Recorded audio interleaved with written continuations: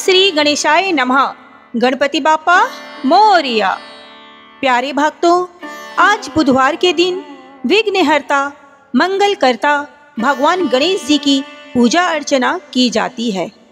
आज के दिन प्रथम पूजनीय भगवान गणेश जी के मंत्रों का जाप या श्रवण करना बहुत ही फलदायी होता है। प्रिय भक्तजनों, विघ्नहर्ता मंगलकर्ता भगवान गणेश जी जिस व्यक्ति पर अपनी कृपा दृष्टि रखते हैं, उस व्यक्ति का कोई भी बाल भी बांका नहीं कर सकता। प्यारे भक्तजनों, गणेश भगवान ही एक ऐसे देवता हैं जो हमेशा सबसे पहले पूजे जाते हैं। चाहे आप कोई भी कार्य करें, उनके बिना किसी भी कार्य की शुरुआत नहीं हो सकती है। और गजानन महाराज को सबसे अधिक प्रिय है उनके मंत्र। जो व्यक्ति गणेश भगवान के मंत्रों का जाप करता है, वो अपने जीवन में सदा ही खुश रहता है। प्यारे भक्तों, आज हम आपको गणेश भगवान का एक छोटा सा मंत्र सुनाने वाले हैं। इस मंत्र का केवल आपको 108 बार के लिए ही जाप करना है। और यदि आप इस मंत्र का जाप 108 बार के लिए नहीं कर सकते हैं, तो प्रिय भक्तों, इस मंत्र का जाप आप केवल 21 बार करें तो भी आपको इसका पूर्ण फल प्राप्त होगा। यदि आप किसी कारण से इस मंत्र को जाप नहीं कर सकते हैं, तो आप इसे अपने मोबाइल पर भी सुन सकते हैं। आप इसे अपने घर, ऑफिस या दुकान इत्यादि कहीं भी चलाकर सुन सकते हैं। तो चलिए इस प्रभावशाली, इस पावरफुल मंत्र की शुरुआत करते हैं। लेकिन उससे पहले भक्तों, एक छोटा सा निवेदन है कि अगर आपको हमारी वीडियो पसंद आती है तो प्लीज़ दिल से एक लाइक अवश्य कीजिए। और आगे भी ऐसी ही वीडियो देखने के लिए हमारे चैनल सनातन ज्ञान को जरूर सब्सक्राइब कर लें। और कमेंट बॉक्स में ओम गणेशाय लिखना बिल्कुल ना भूलें। तो चलिए प्रिय भक्तों, आज के इस पावरफुल मंत्र की शुरुआत करते हैं। एक बार प्रेम से बोलिए, जय श्री गणेश। एकदंताय विद्महे वक्रतुंडाय धीमहि तन्नो दन्ती प्रचोदयात्। एकदंताय विद्महे वक्रतुंडाय धीमहि तन्नो दन्ती प्रचोदयात्। एकदंताय विद्महे वक्रतुंडाय धीमहि तन्नो दन्ती प्रचोदयात्। एकदंताय विद्महे वक्रतुंडाय धीमहि तन्नो दन्ती प्रचोदयात्। एकदंताय विद्महे वक्रतुंडाय धीमहि तन्नो दन्ती प्रचोदयात्। एकदंताय विद्महे वक्रतुंडाय धीमहि तन्नो दन्ती प्रचोदयात्। एकदंताय विद्महे वक्रतुंडाय धीमहि तन्नो दन्ती प्रचोदयात्। एकदंताय विद्महे वक्रतुंडाय धीमहि तन्नो दन्ती प्रचोदयात्। एकदंताय विद्महे वक्रतुंडाय धीमहि तन्नो दन्ती प्रचोदयात्।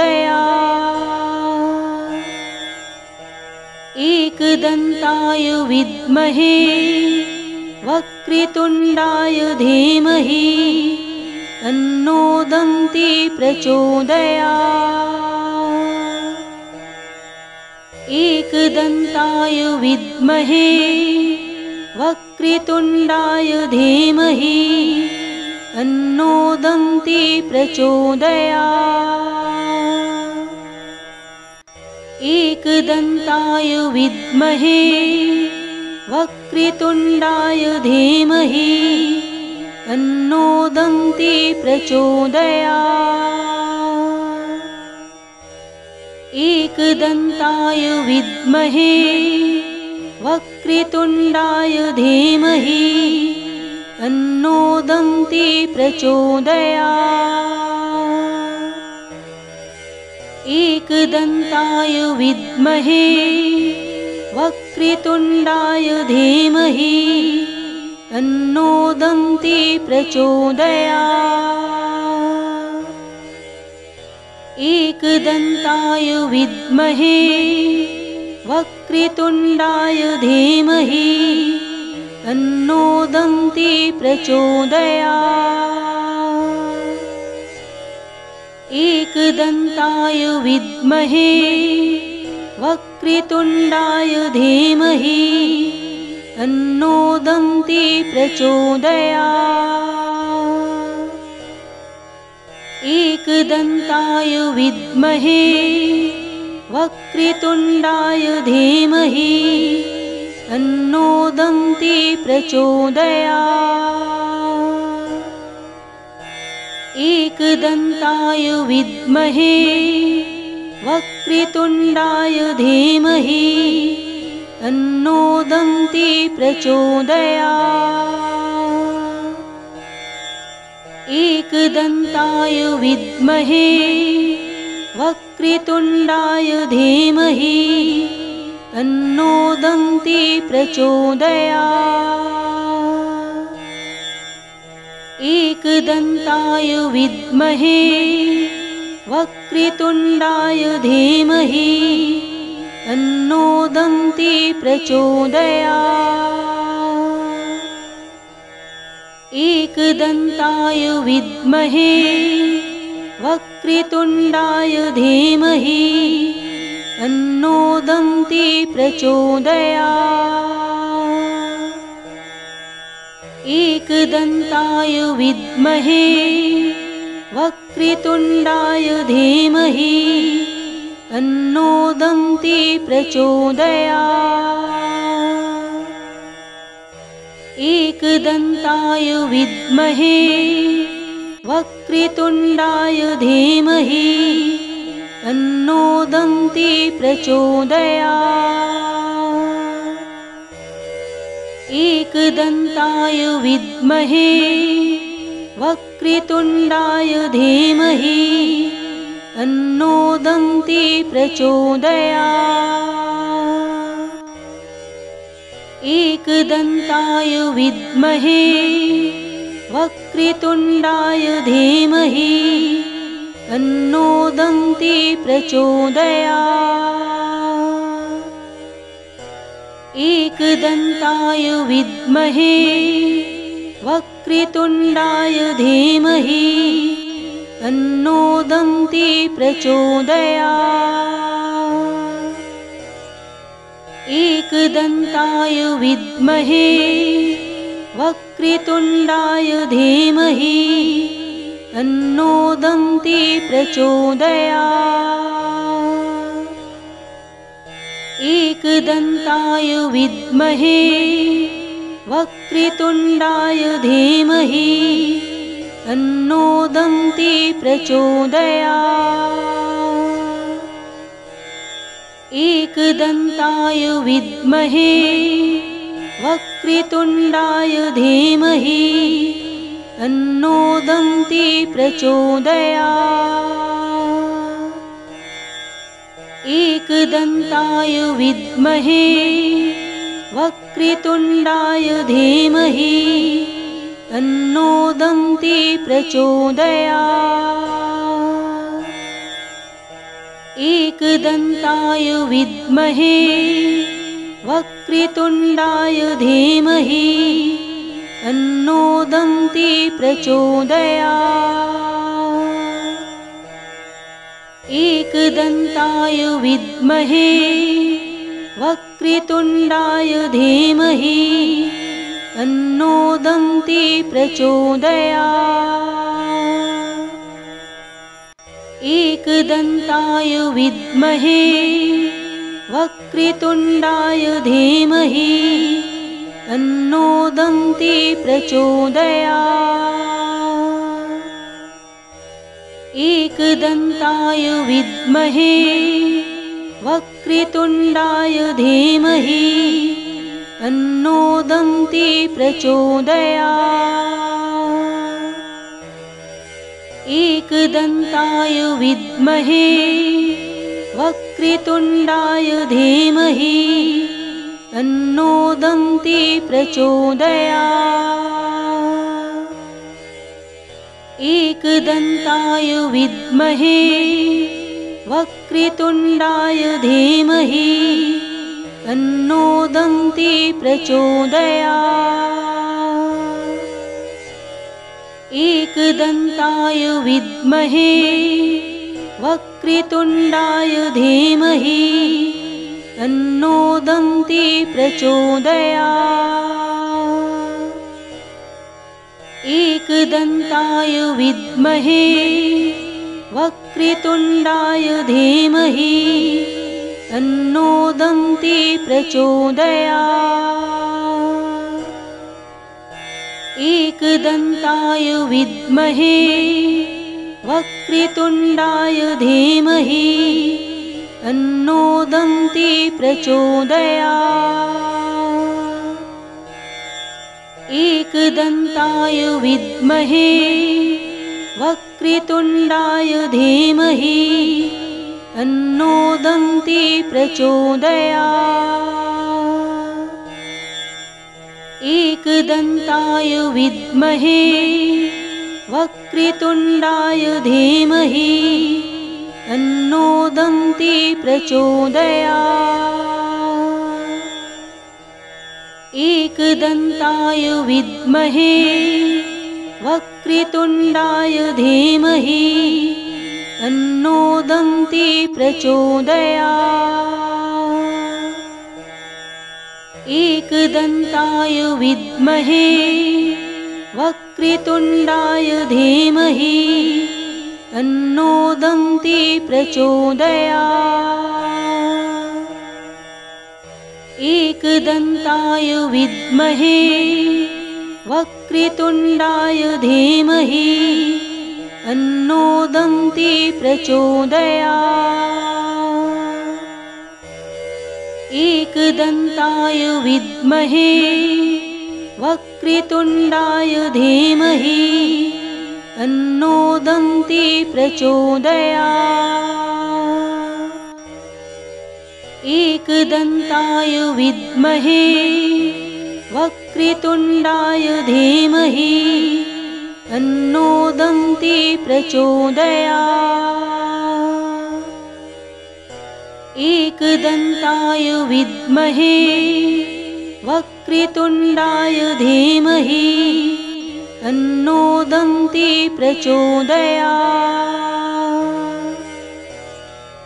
एकदन्ताय विद्महे वक्रतुण्डाय धीमहि तन्नो दन्ती प्रचोदयात्।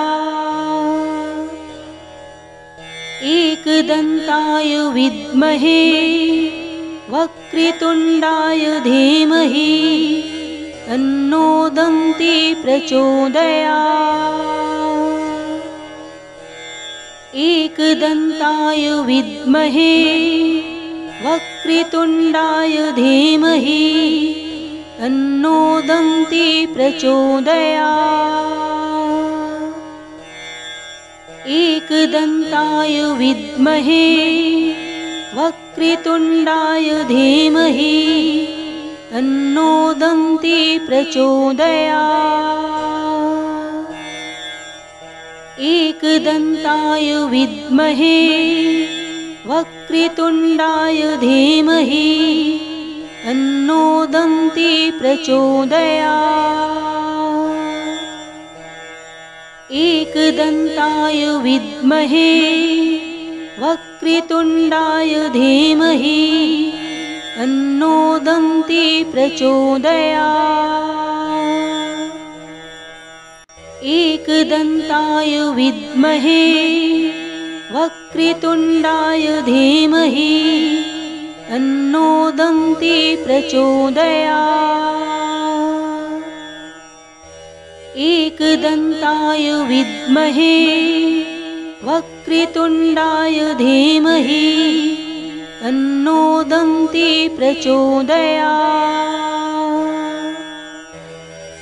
एकदन्ताय विद्महे वक्रतुण्डाय धीमहि तन्नो दन्ती प्रचोदयात्। एकदन्ताय विद्महे वक्रतुण्डाय धीमहि तन्नो दन्ती प्रचोदयात्। एकदन्ताय विद्महे वक्रतुण्डाय धीमहि तन्नो दन्ती प्रचोदयात्। एकदन्ताय विद्महे वक्रतुण्डाय धीमहि तन्नो दन्ती प्रचोदयात्। एकदन्ताय विद्महे वक्रतुण्डाय धीमहि तन्नो दन्ती प्रचोदयात्। एकदन्ताय विद्महे वक्रतुण्डाय धीमहि तन्नो दन्ती प्रचोदयात्। एकदन्ताय विद्महे वक्रतुण्डाय धीमहि तन्नो दन्ती प्रचोदयात्। एकदन्ताय विद्महे वक्रतुण्डाय धीमहि तन्नो दन्ती प्रचोदयात्। एकदन्ताय विद्महे वक्रतुण्डाय धीमहि तन्नो दन्ती प्रचोदयात्। एकदन्ताय विद्महे वक्रतुण्डाय धीमहि तन्नो दन्ती प्रचोदयात्। एकदन्ताय विद्महे वक्रतुण्डाय धीमहि तन्नो दन्ती प्रचोदयात्। एकदन्ताय विद्महे वक्रतुण्डाय धीमहि तन्नो दन्ती प्रचोदयात्।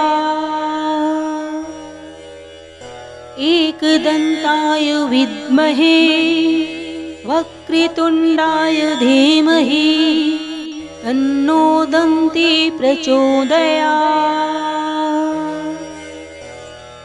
एकदन्ताय विद्महे वक्रतुण्डाय धीमहि तन्नो दन्ती प्रचोदयात्। एकदन्ताय विद्महे वक्रतुण्डाय धीमहि तन्नो दन्ती प्रचोदयात्।